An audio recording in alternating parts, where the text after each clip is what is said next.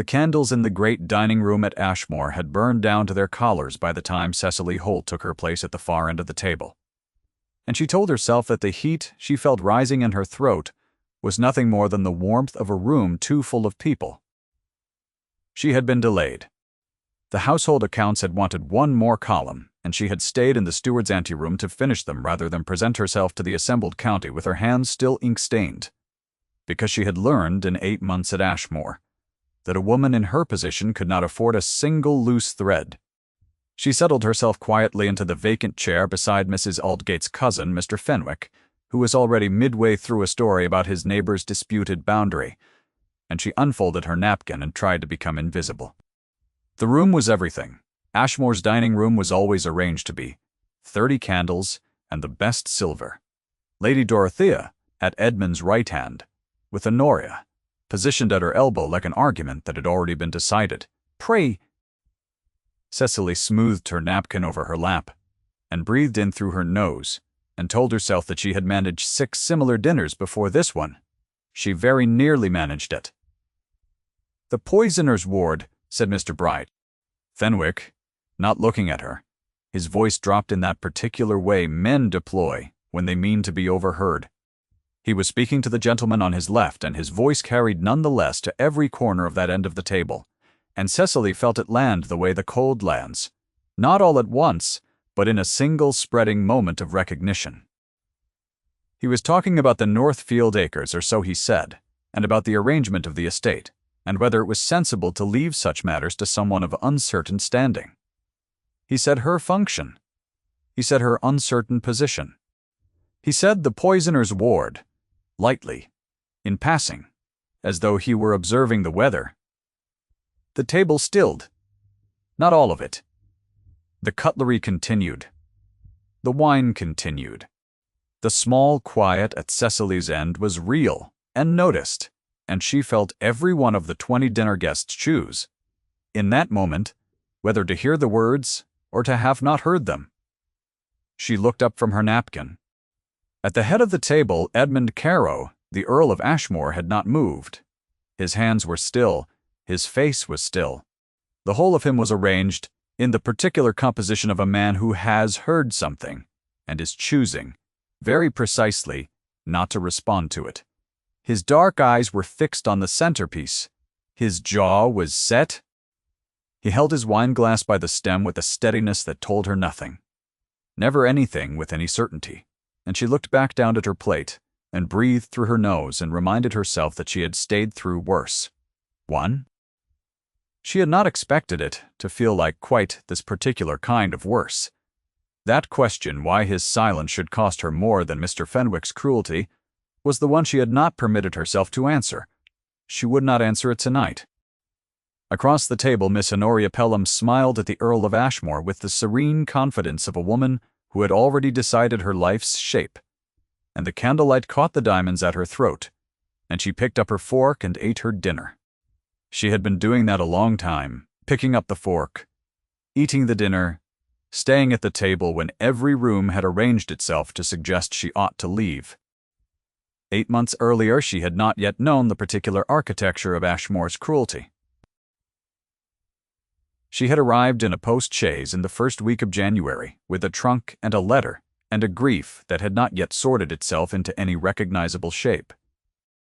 Alistair Carow, the late Earl of Ashmore, had been her guardian since she was 13 years old, when her father, a clergyman of modest means and considerable learning, had died of a fever in the Derbyshire winter and left her to the world.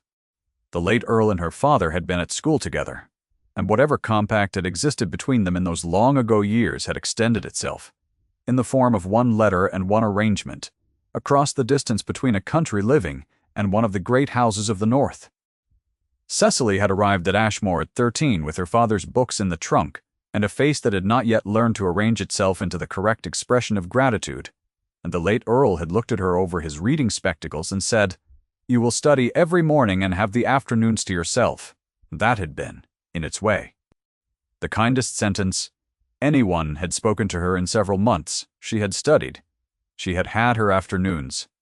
She had, in the dozen years that followed, become useful, genuinely, specifically useful, to the household and to the Earl himself, who had found in her the kind of quiet, capable company that an aging, increasingly unwell man comes to rely upon without quite naming.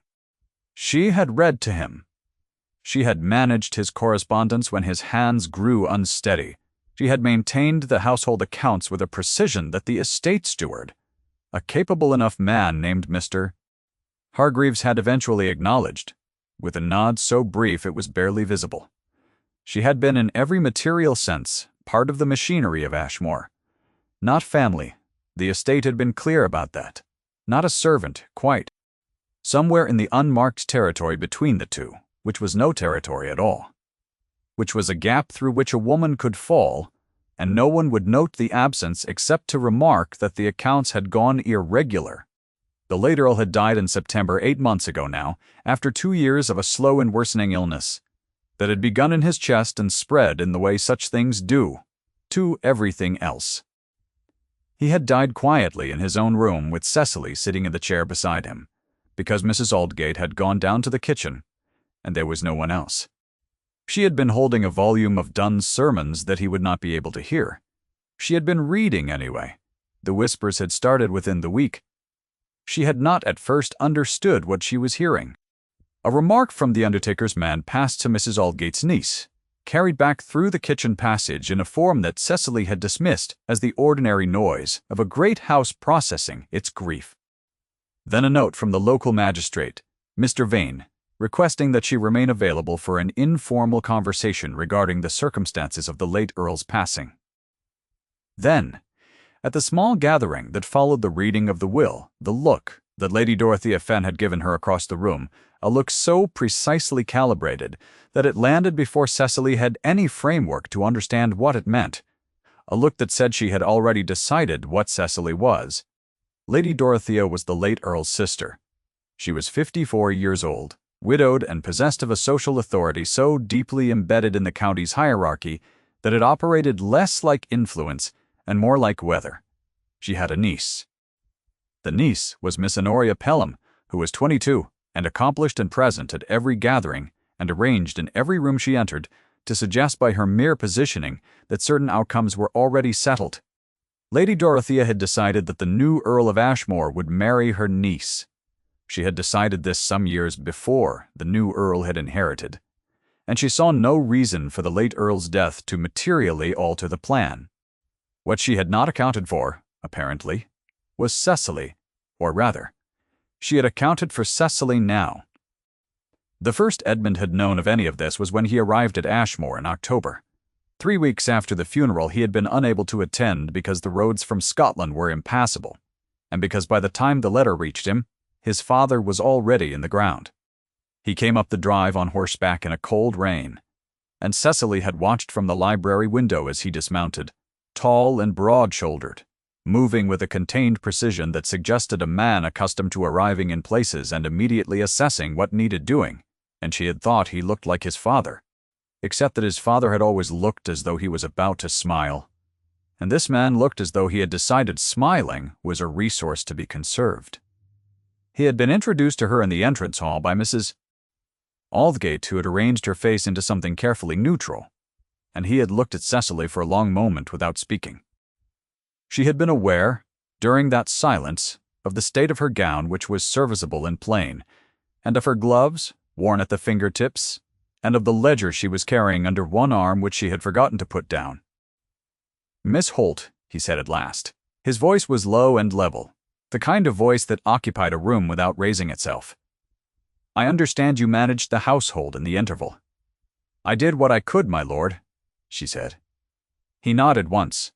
He turned and asked Mr. Hargreaves about the estate water rights, and that was the whole of their first conversation. She told herself she had expected nothing more. A ward was a legal arrangement, not a relationship. The late Earl had been kind to her. There was no reason to expect the same quality of kindness to be heritable.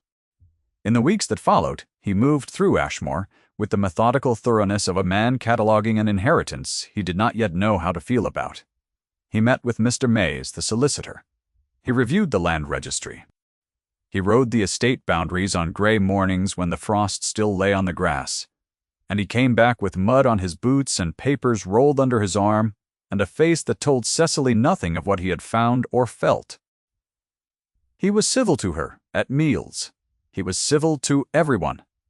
There was a quality in his civility, however, a watchfulness beneath the courtesy, a tendency to look up from whatever he was doing when she entered a room, and then look down again without quite quickly enough, and she noticed it, and did not allow herself to interpret it.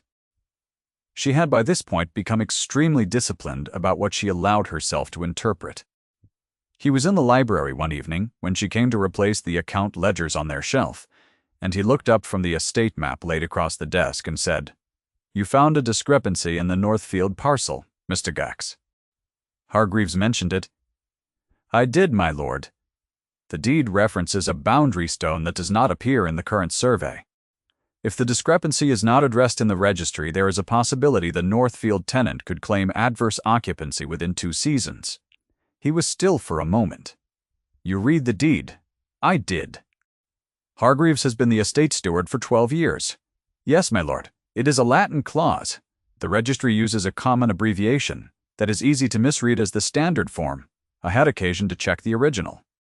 He looked at her for a moment that lasted slightly longer than the previous ones. She held herself exactly still because she had learned that stillness was the right answer when a room had not decided yet what it was going to do. "I will take it to Mr. Mays tomorrow," he said. She put the ledgers away and left, and she did not let herself think about his expression, which had been entirely unreadable, or about the fact that he had not dismissed her observation or assigned it to luck, or suggested that she might have misunderstood the legal instrument she had correctly identified. He had simply absorbed it and moved to action, in the way a man absorbs information that confirms something he had already suspected. She did not know what he had suspected.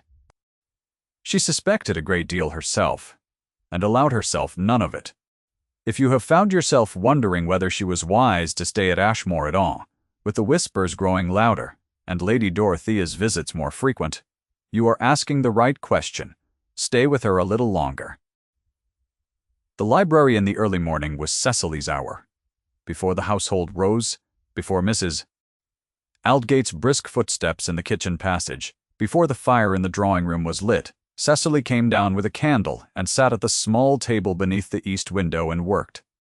She had been working in the weeks since Edmund's arrival on a translation of a Latin document in the old Earl's personal papers, not a legal instrument, but a private record, a letter of testament setting out his wishes for certain bequests to tenants who had served the estate long. The late Earl had known she could read the Latin. She did not know whether Edmund knew. She was absorbed in a particularly convoluted passage one morning, the first gray light just beginning at the window, her candle half gone, the house entirely silent around her, when she became aware, without knowing why, that she was not alone. Not a sound, nothing she could name. Simply the particular quality of the silence changing, the way a room changes when someone has entered it.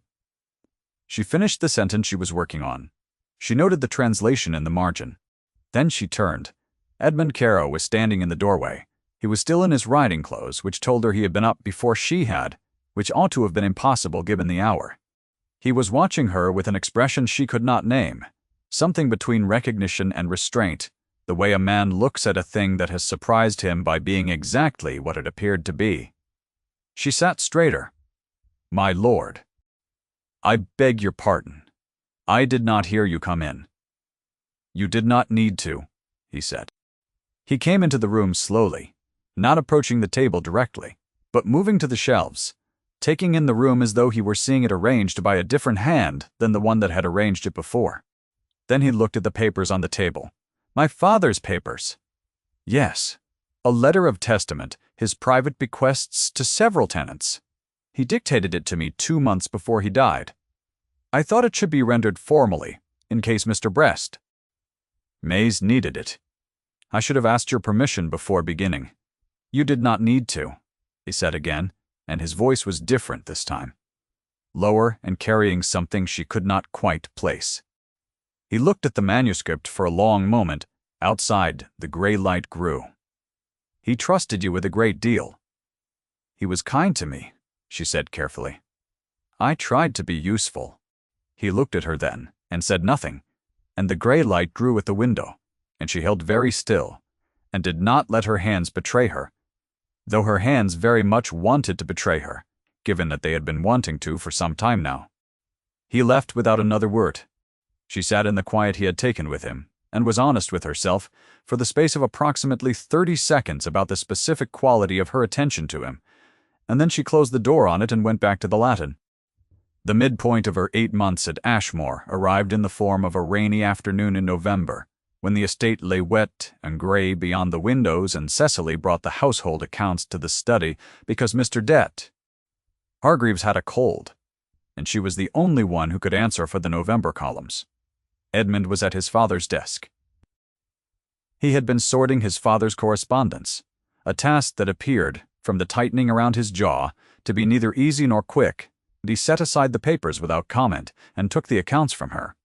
She waited to be dismissed. He was reviewing a column. The rain pressed against the glass. "He wrote to me of you," Edmund said, without looking up from the ledger. "Near the end," he said. "You read to him every morning. Latin, mostly. He said you read the Church Fathers in the original as though you had been educated at Oxford rather than Ashmore." She did not know what to say to that. He was generous, she said. He was accurate. He paused. He set down the ledger and looked at the desk, not at her, not at the window, at the surface of his father's desk, as though the wood itself might yield something. "I did not write back to his last letter." The room held the rain and the silence together. Cecily understood, without being told, what the sentence cost him. Not the information it conveyed. The fact of its being said at all, to her, in this room. "There was a letter," she said quietly. "He kept it. He told me it was from you. He did not open it for 3 days. Edmund went very still. He opened it on a Thursday," she said. "I know, because he asked me to read it to him, and then he asked me to put it in the drawer, and he did not ask me to take it out again. He was easier after he slept that afternoon, for the first time in a week." She paused. "I thought you should know." Edmund's hand was on the desk. He did not look at her. His face was composed and entirely giving itself away, in the way his father's face had never done, and she thought, "You are not at all what you have appeared to be. You are not cold. You are a man who has been carrying something very heavy, with no one to set it down with, and you have had the misfortune of looking composed while you did it." She left the accounts on the desk and excused herself, and she was halfway down the corridor before she permitted herself to feel the full weight of what had just passed between them, and what she felt was not what she had expected, which was relief at having said a true thing. It was something warmer and more complicated than relief, and she did not stop walking. That same week, Lady Dorothea came to Ashmore with Honoria for dinner, and remained through Thursday.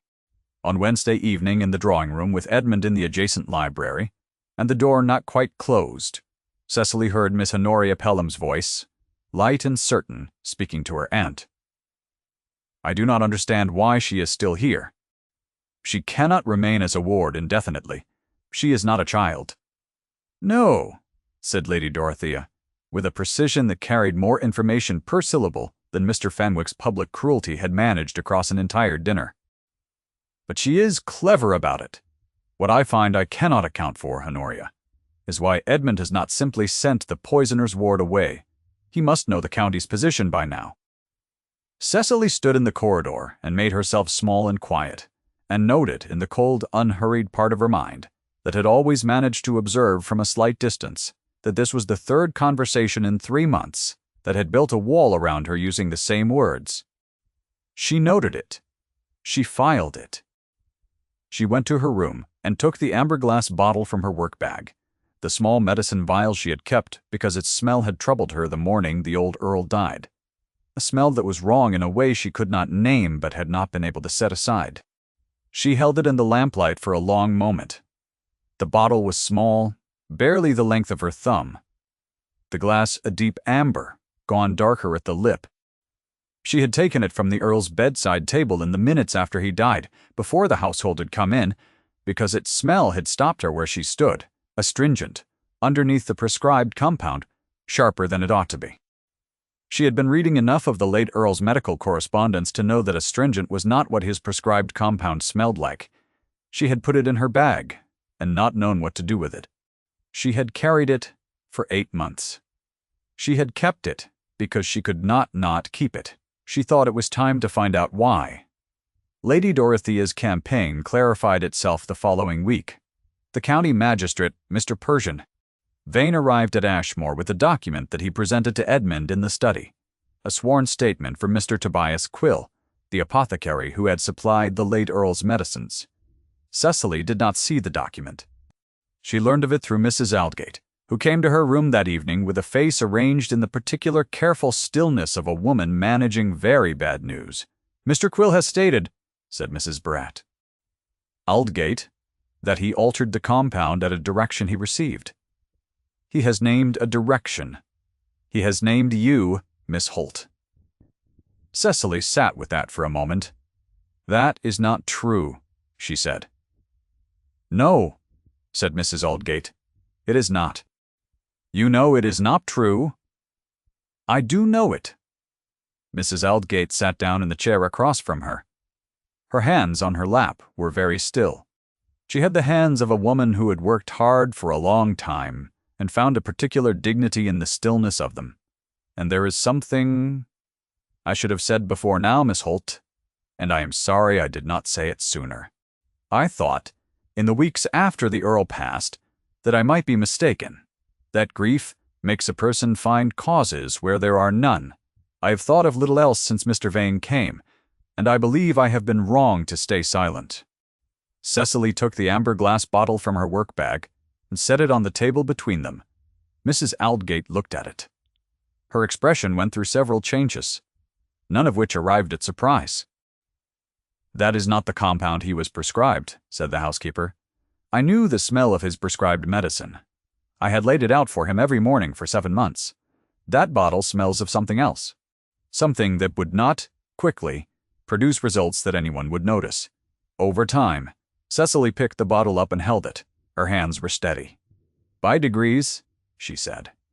"Yes," said Mrs. Aldgate. "By degrees," she asked Mrs. Lodd Aldgate to write out her testimony that night, signed and dated, and to keep a copy for herself. Mrs. Aldgate did not ask why.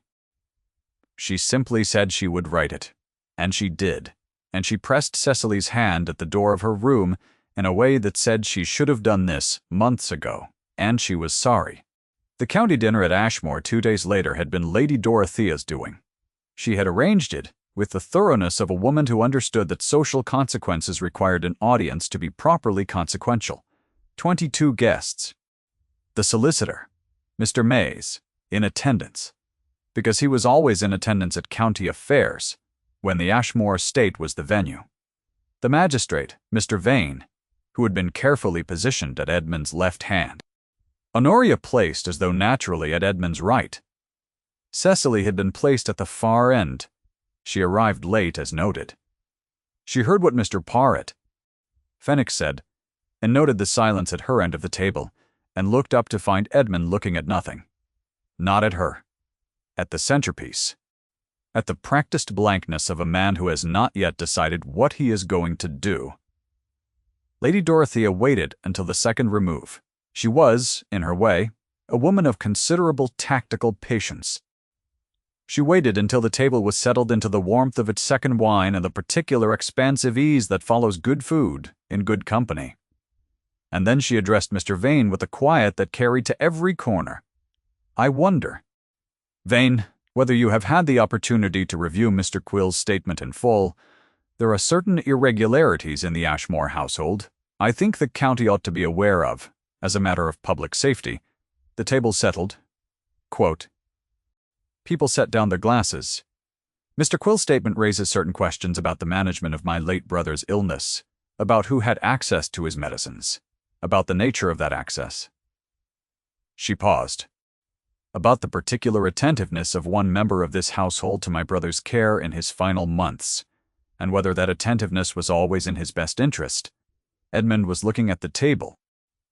"I will not use the words the county has already used," said Lady Dorothea, with a gracious precision that made every person at the table understand she was about to use them. But I will say that I believe a formal inquiry is long overdue. The poisoner's ward has had the run of this house for 8 months. The time for courtesy has passed. The room was very quiet. Even the candles seemed to hold themselves still. Cecily put down her napkin. She rose. She did not look at Edmund, because she had looked at him once and found him looking at the table, and she did not intend to look at him again and find the same thing twice.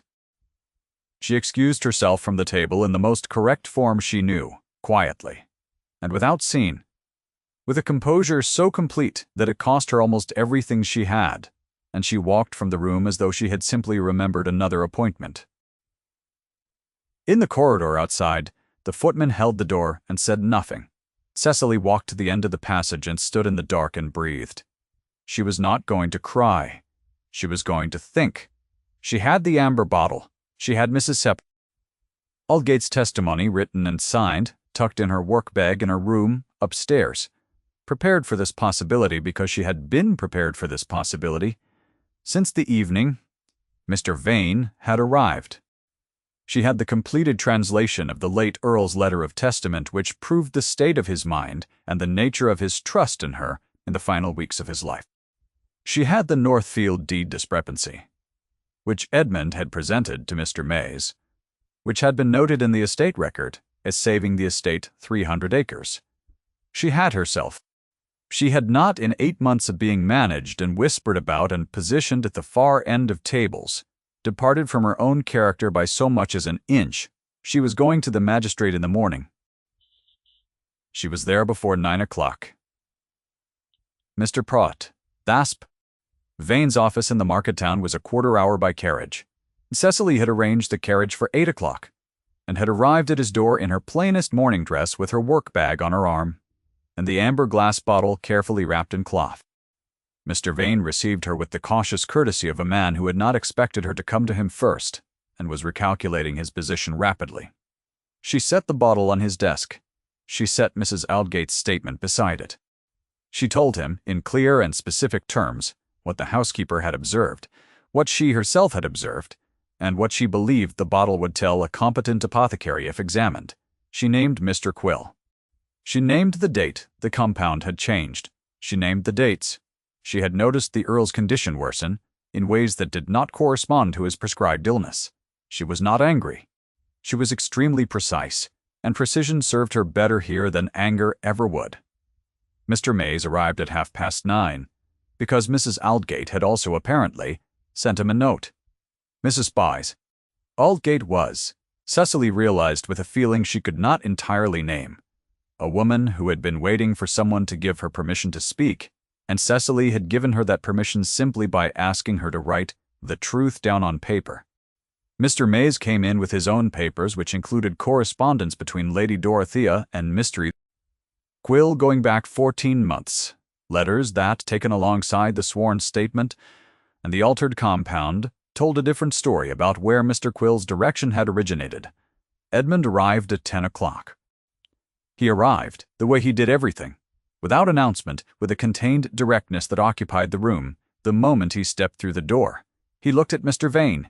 He looked at Mr. Mays. He looked at the bottle on the desk. He looked at Cecily. She did not look away. He said nothing for a long moment. Mr. Vane began to explain. Edmund listened with the absolute stillness of a man who is hearing a story.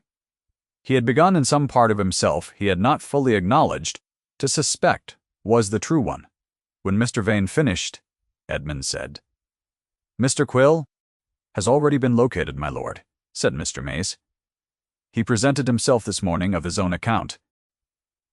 He states that the direction came not from Miss Holt, but from a party to whom he owed a considerable sum, which was retired in September of last year." "Lady Dorothea," said Edmund. "The correspondence indicates it, my lord. He has confirmed it in a revised statement made this morning." Edmund looked at the amber bottle on the desk. His face was doing the thing it had done in the library, arriving by degrees at something it was not prepared to say aloud yet, that the rest of him was saying regardless. Then he turned to Cecily, and his voice was level. "You went to a magistrate before you came to me. "You were at the head of the table, my lord," she said. "You said nothing." I concluded that the next step was mine to take. Something moved across his face. It was not a small thing. She watched it move, and she was not certain what it was. And then she was certain. It was the expression of a man recognizing belatedly what he had been given and what he had nearly let go. The certainty settled in her chest, like the first warmth in a cold room. He crossed the space between them and stopped, and his voice was low and entirely without doubt. "Miss Holt is under my protection. She leaves when I do." He said it to Mr. Vane, and to Mr. Mays, and to the room, and he said it in a way that made clear it was not a conclusion he had reached this morning. He had been arriving at it since October. The room understood that. Cecily understood it. She said, "My lord." He said, "Edmund." The pause that followed was the kind that changes the shape of the room permanently. "Edmund," she said. He offered her his arm, and she took it, and they walked out of the magistrate's office into the October morning, into a light that was thin and silver, and entirely real. Lady Dorothea Fenn had left Ashmore by the time they returned. She had left a card which Edmund read once and did not discuss, and she had taken Miss Honoria Pelham with her, and the house felt in the quiet of her absence several inches larger in every direction. Mr. Cass. Quill cooperated fully with the magistrate, and the matter was referred to formal proceedings in which Cecily gave her statement once clearly, and was not required to give it again. Mrs. Aldgate gave hers as well, with a steadiness that Cecily suspected had been building for 8 months and was a relief to release.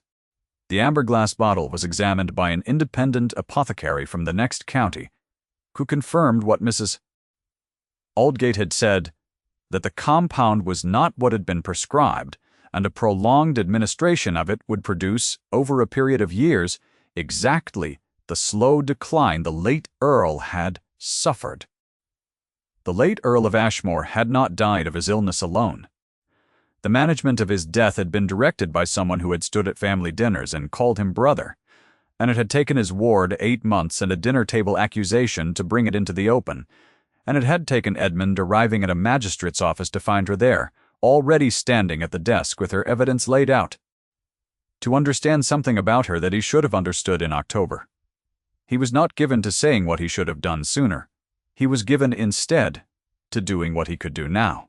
One evening in November, 2 weeks after the formal inquiry had concluded, Edmund came to the drawing-room at Ashmore, where Cecily was sitting with the late Earl's letter of testament, now complete and properly rendered, and waiting for Mr. Bull Mays to collect. The fire was burning. The candles were lit. Outside, the first proper snow of the season had settled quietly over the grounds, muffling the stable yard and the kitchen garden and the long drive, and the room held the particular stillness of a house that had finally put something down. He sat across from her without ceremony.